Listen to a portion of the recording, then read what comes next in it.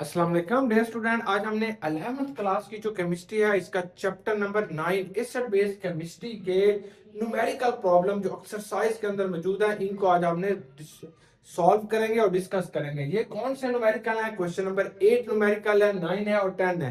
Exam के लिहाज से ये वेरी वेरी इंपॉर्टेंट है। आपके फाइनल एग्जाम में यहाँ से क्वेश्चन लाजमी आएगा। अब इसे हम सॉल्व करते हैं। हमारा पहला क्वेश्चन जो है वो क्वेश्चन नंबर 8 है। क्वेश्चन नंबर 8 क्या होता है कि हमें बताना चाहता है, ये आपके पास एक सॉल्यूशन पड़ा हुआ है और ये सॉल्यूशन क्या है? ये एक बफर सॉल्यूशन है। बफर सॉल्यूशन, बफर सॉल्यूशन क्या होता है? एक ऐसा सॉल्यूशन होगा जिसमें बेटा एक उसका साल्ट होगा और एक वीक एसिड है। ये वीक एसिड है यानी एसिडिक बफर सॉल्यूशन है।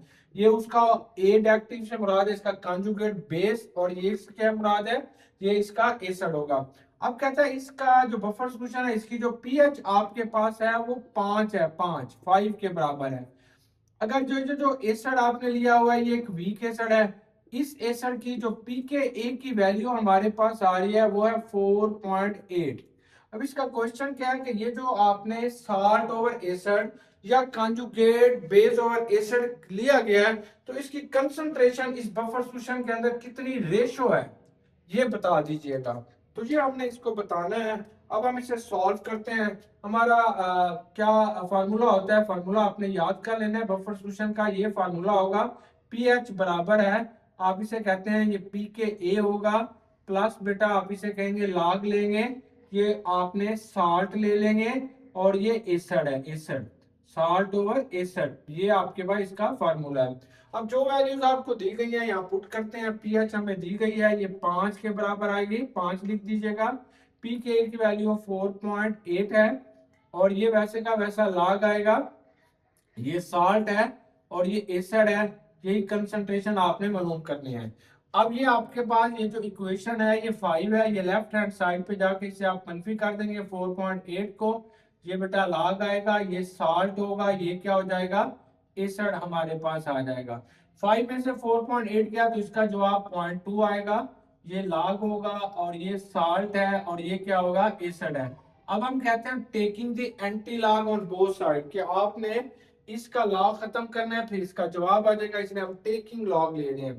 तो आप कहते हैं sorry taking the anti log on both side, log को खत्म करने के लिए एंटी लॉग लेंगे। टेकिंग एंटी लॉग, कि आपने जो चीज लेनी है वो एंटी लॉग है ऑन बोथ साइड, कि दोनों तरफ इसके क्या ले लेना है? एंटी लॉग ले लेंगे ताकि हमारा ये लॉग खत्म हो जाए। अब इसका अपने एंटी लॉग ले लेंगे, ये एंटी लॉग बराबर है एंटी लॉग 0.2 बनेगा। ये एंटी लॉग लिखेंगे पहले, ये एंटी लॉग होगा, जरबे लॉग आएगा साल्ट ओवर एसिड। अब ये लॉग और एंटी लॉग कट जाएंगे। ये आपने कैलकुलेटर से इसका एंटी लॉग ले लेंगे या यहाँ पे इसे आपने याद कर लेना है कि इसका जो जवाब होगा ये 1.58 आएगा, जो इन दोनों की रेशो होगी।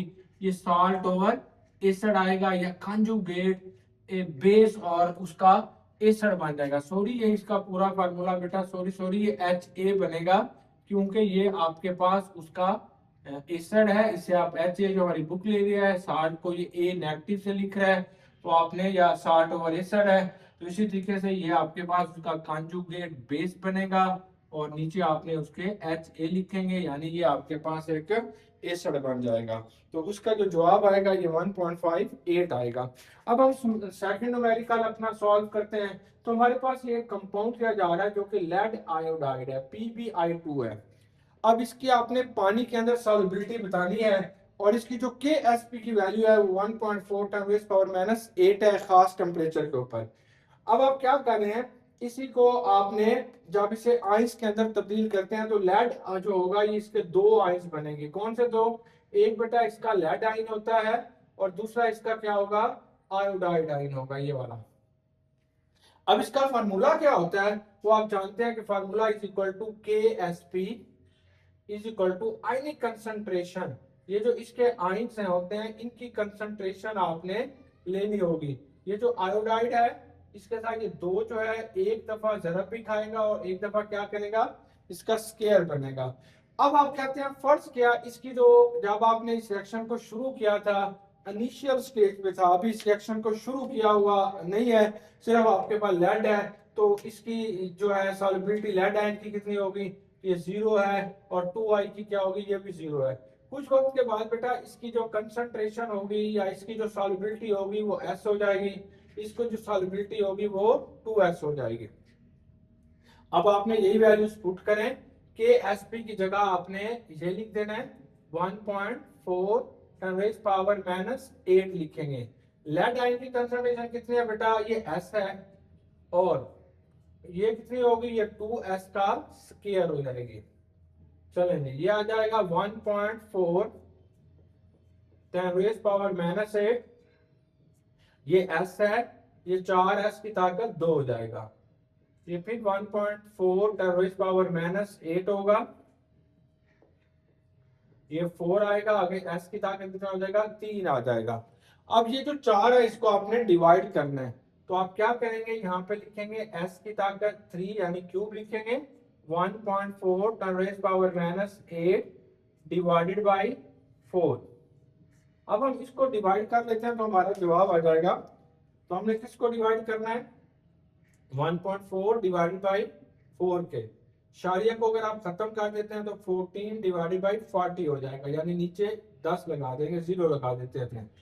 14 को बेटा अंदर रखें, 40 से तकसीम करते हैं, ये तकसीम नहीं हो रहा, 0 लगाएं, फिर शारिया लगाएं, यहाँ पे 0 लगाएं, ये 3 का पारा जाएगा 120 हो जाएगा, नीचे बेटा 20 बचेगा, फिर 5 से तरफ दे दें तो ये भी 20 हो जाएगा। तो इसका जवाब क्या आएगा, इसका जवाब बेटा आपके पास आ जाएगा 0.35 10 raised पावर -8 इंटू s की 3 यानी क्यूब होगा। अगर इस इशारिये को आपने राइट हैंड साइड पे लगाना चाहते हैं तो फिर एक यहाँ पे पावर इंक्रीज हो जाएगी, तो हम इसे यूं भी लिख सकते हैं 3.5 10 raised पावर -9 के बराबर है s का क्यूब। अब s की वैल्यू निकालना चाहते हैं तो इसका क्यूब अंडर रूट ले लीजिएगा, कैसे, यहाँ पे 3 लिखिएगा। अब इसकी सॉल्युबिलिटी का जो जवाब आपके पास आएगा वो 1.52 10 raised power -3 moles per litre जो होगा वो इसका जवाब आएगा, मोल्स पर लीटर। चलेंगे, अब आपने लेड आयोडाइड की बेटा यहाँ पे क्या चीज बतानी थी, सॉल्युबिलिटी बतानी थी।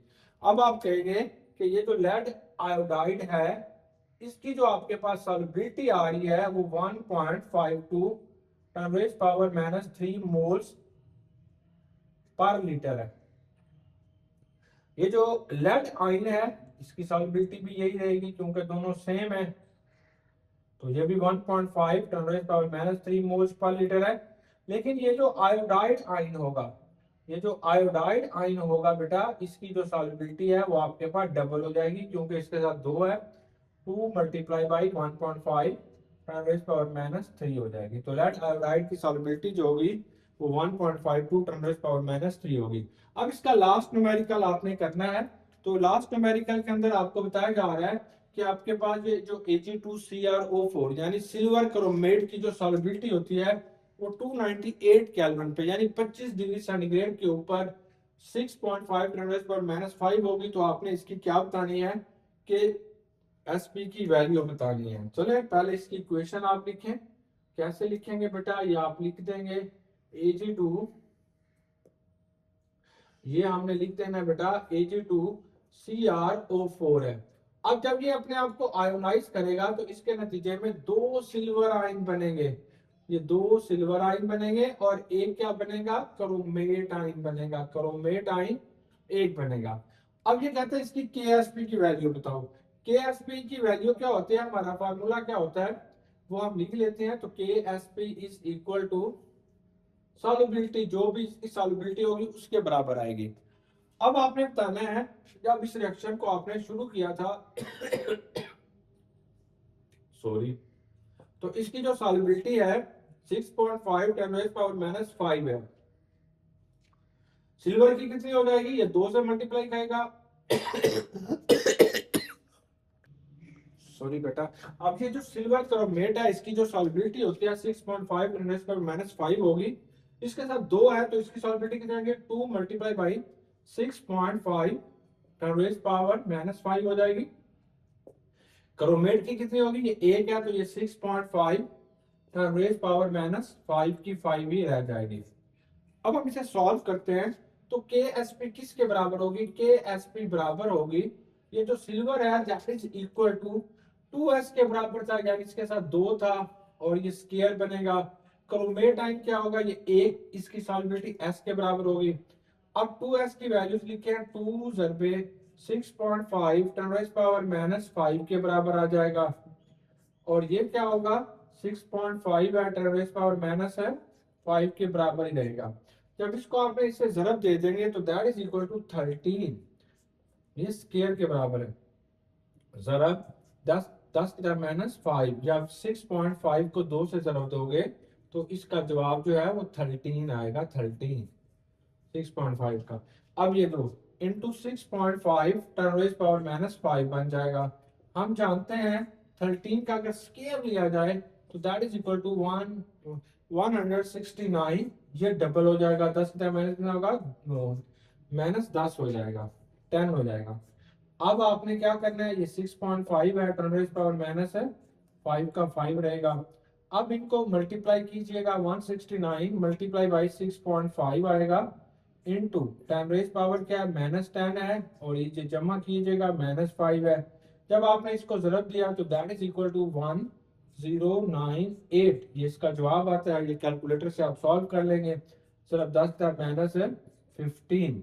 अगर बेटा इसका आपने इशारिया आगे लेके जाना चाहते हैं, 1.098 कर देते हैं तो इसमें से 3 निकाल दीजिएगा, ये 10 का -12 हो जाएगा।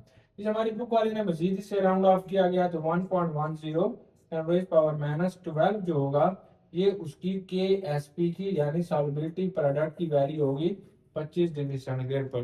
तो ये वेरी इंपॉर्टेंट हमारे पास जो थे ये न्यूमेरिकल है, तो आपने इसको अच्छे तरीके से कर लेना है, ये आपके फाइनल एग्जाम के अंदर भी आएंगे।